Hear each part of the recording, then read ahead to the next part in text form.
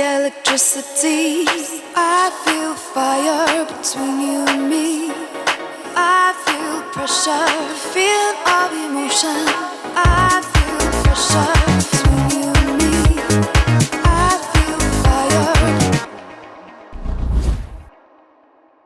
Jetzt möchte ich den Kevin Riedel begrüßen, bitte. Und zwar, Kevin Riedel ist der Managing Partner von Wayfact, einer Softwareagentur. Ein ganz anderes Thema. Und bitte komm auf die Bühne zu mir. Hi. Yeah. So, and we will switch into English now, just because, again, we also have English-speaking guests. And yeah, we were back and forth about should we do it in German or English, but now we settled on English, I think, right? Did we? Sure. Yeah, I think so. Okay. So, yeah, Kevin, the software agency, you're the managing partner with Christoph, right? You're Exactly, yeah. exactly. Like Christoph is my co-founder. Over there, exactly. The guy with the All black the hair. way in the back. And yeah, exactly. Like as a software agency, our clients are, in contrast to many other Austrian companies, quite international. They're from the US, UK, Dubai, Australia, Singapore. That's basically where our clients are coming from. And yeah. Yeah. Thank you for the invitation, by the way. Yeah, of course, because also we have been talking about your topic a lot as well, because I'm very interested in AI actually and the whole new thing, and also blockchain. And I've had many, basically people already try to explain it to me, blockchain and the whole NFT thing and Web3 and trying to keep up with that. But yeah, so you are the expert in that. Well, expert is always a really heavy word, but of course, I'm definitely knowledgeable enough to explain it, let's say, to children, for example, as we, But you do those workshops, right? The coding for kids. Exactly. I really love that, actually. Yeah. Last one was in Bangkok in October, and next one will be most likely in Las Vegas, end of April. Really? Yeah. I see. I didn't know that actually. Yeah, it's not public amazing. yet. Okay. Yeah. Cool. Yeah. So it's coding for kids. Yeah. So what do you do there exactly? Just really quick before we get into the NFT and blockchain. Sure thing. Well, in general, blockchain is always associated with a lot of bad things, with criminals, hacks, scams, just things people don't want to touch, right? And since that's partially completely true, let's be honest, it's also, to a huge part, completely wrong. And for that reason, we decided to bring that topic to basically the most important people in our society, children, teenagers, and also with that idea, if you can't explain it to children, you don't understand it well enough yourself. So exactly, it's not always the very difficult explanations. If you really have, if you have understood something, you can actually explain it into sentences usually. Okay, and we did talk about, now that you were just saying Bangkok. So the West and East, right? How people actually go into this topic of blockchain, and you were telling me about the difference of West and Eastern look onto that. Let's do a small experiment here, if you allow. Sure. Who thinks or has the opinion that blockchain doesn't make sense or has no idea about blockchain or what's the purpose of it? Please raise your hand. If you don't really think that's, Yeah. The rest understands blockchain, uses it maybe. Really? Interesting. Cool stuff. Well, basically what you can observe is in the broad society, especially people in the West usually ask, why blockchain? Why? What's behind all of that, right? We read Bitcoin in the newspapers and all these articles out there, rising Bitcoin prices and falling down. But in the end, people always wonder, like, why do I need that? It just consumes a lot of energy, right? And while we in the West are, let's say, lucky enough to not understand it. People in the East or in the South need it because they don't have access to banks. The currency inflates by 50, 100% per year. Basically, they don't have the ability, any currency, to buy food with in a legitimate or reasonable way because it's worth nothing. And that's what one of the things that cryptocurrencies solve. We are very, in the West, we are very, worried about security breaches and people stealing our data and all that, right? And in the East, sometimes they need it, like they see it as a big gain for their freedom sometimes, to not be dependent on government and whatever. Exactly. That's actually what blockchain is about. You as the user, as a human being, you get the control over your data, over your money, over your identity even, right? And that's, if you think about it, Greece, Ukraine, and all these countries, if the bank says you don't have access to your money, I think you can be a millionaire, but still. That happens. It still happens. That sometimes the government can say, okay, we're just closing the banks, and that's where you see all the lines, right, in front of where people just really want to scramble to get their money and everything. So if you have that on blockchain, it's basically yours.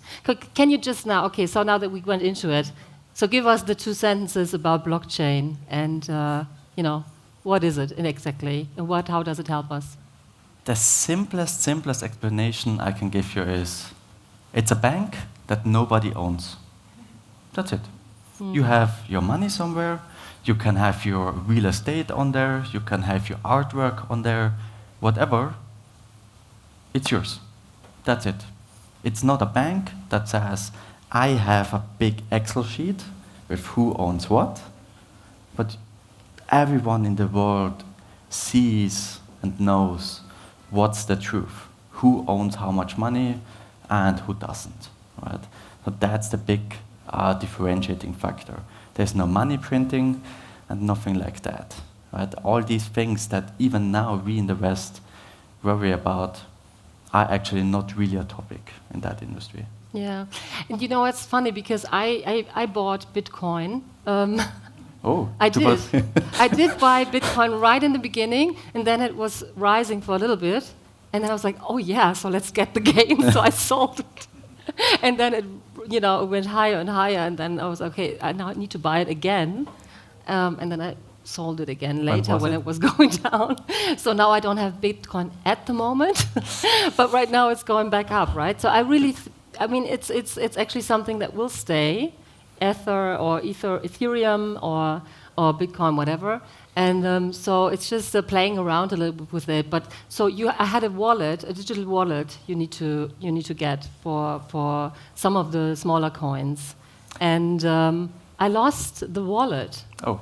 Yeah, I know. It's a digital wallet. You have it has such a long series of numbers, right? A password, basically. It's a password, something but it's more like a pass sentence, to be honest. It's not just a word, it's like a sentence. And I don't know, I lost it somewhere, and I had money on there, and then it was gone. So that's the other thing. You have, it's just, you can't just, call the bank and be like, can I have another bank card, please? It's like you really, really, then, it's in your control, but it's also, if you lose it, then you lose it. There are people that lost billions with that. Yeah, exactly. There's still a guy searching in the UK with robot dogs, on the landfill, basically for that password. So, no luck yet. So, but you also have a podcast, right? So you have a podcast. How many followers do you have right now with the podcast? On LinkedIn, I have plus 17K followers, which is, I would say reasonable. Yeah. But basically our guests are, quite niche topics, from former US most wanted cybercriminal Brett Johnson to hedge fund managers with plus 1 billion under management, or artists that send their art into space and these kind of things. And they are always happy if they have some kind of a platform where they can go in depth about their topics. Yeah, and I saw that you have a lot of international guests on there. How do you find these, or are they approaching you, or how does that work? It's a mix, right? If you have some kind of a personal brand, people trust you. It's similar with our clients, right? They're also all international.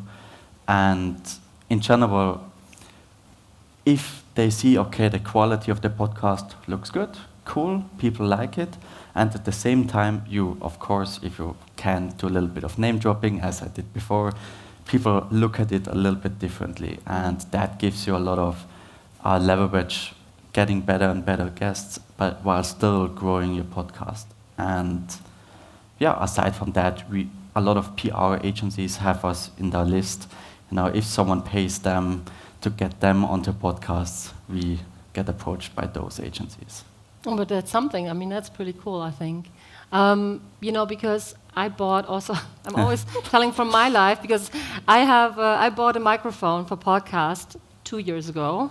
Not yet achieved a podcast, so it's at home, and I really wanted to to start it, but I didn't really know how and when or whatever.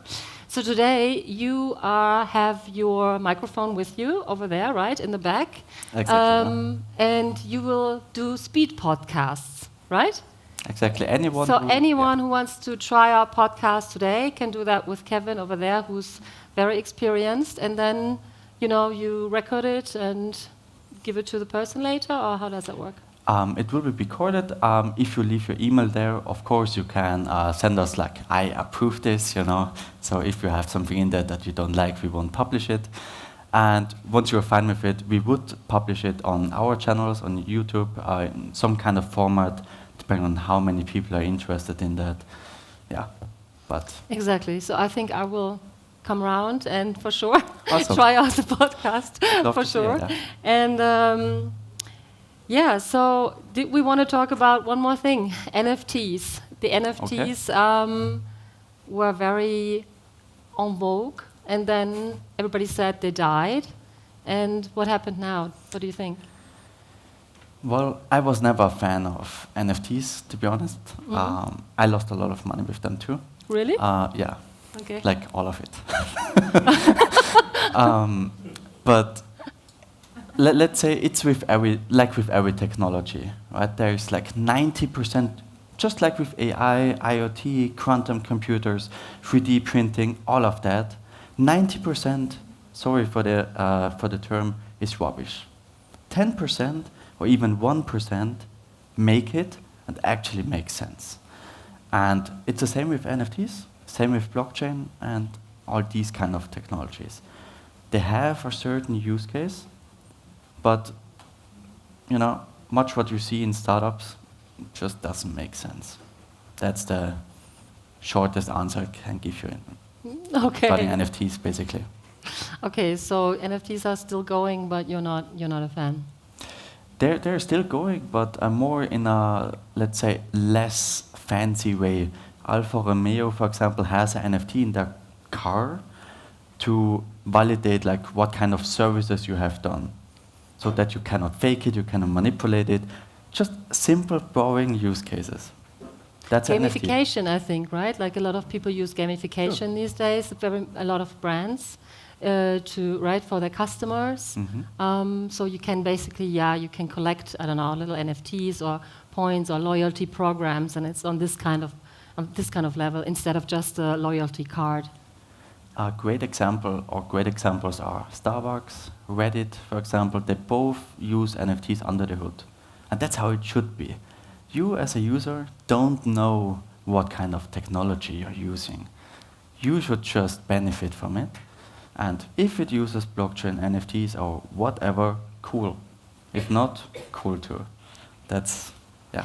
And one more thing I just wanted to add to, because you said once to me you have this no BS approach. So the no bullshit approach to software or to technology, really. Just because you have a lot of, clients come to you or customers, and everybody's a little bit like, okay, we need technology, we need blockchain, we need smart contracts in our work now, and then you would say. Well. It may sound a little bit counterintuitive, but every client that comes to me, I always try to really ask them, why do you think you need that? Like, why do you think you need NFTs? Why do you think you need blockchain? Why do you think you need AI? Because almost always, depending on the goal you have, right? Because especially as a startup, you don't have that $1 million budget or something like that. You want to focus on the so-called minimal happy path. What kind of problem do you want to solve? Do you want to raise money? Do you want to build a community? Do you want to get your first paying customer, whatever? All these goals are completely different in terms of how you achieve them with the minimal amount of budget. In terms of, I just want to raise money, most often you don't need to create a software product for that. A cool fancy pitch deck with a lot of market data and all these kind of things can be sufficient for a certain ticket size. And that's basically sometimes not so good for us, right? Because some clients then understand, okay, I don't need you guys now, but in the long run, it's always It's a winning authentic, I guess, equation. isn't it? Yeah. And that always pays off. I don't know yet, but let's see. So everybody with software issues and questions, you'll be here all day, and Christoph as well. And we'll do speed podcasts later in the break. Sure Super. thing. Thank you, Kevin. Thanks, Jean. Thank you. I feel fire.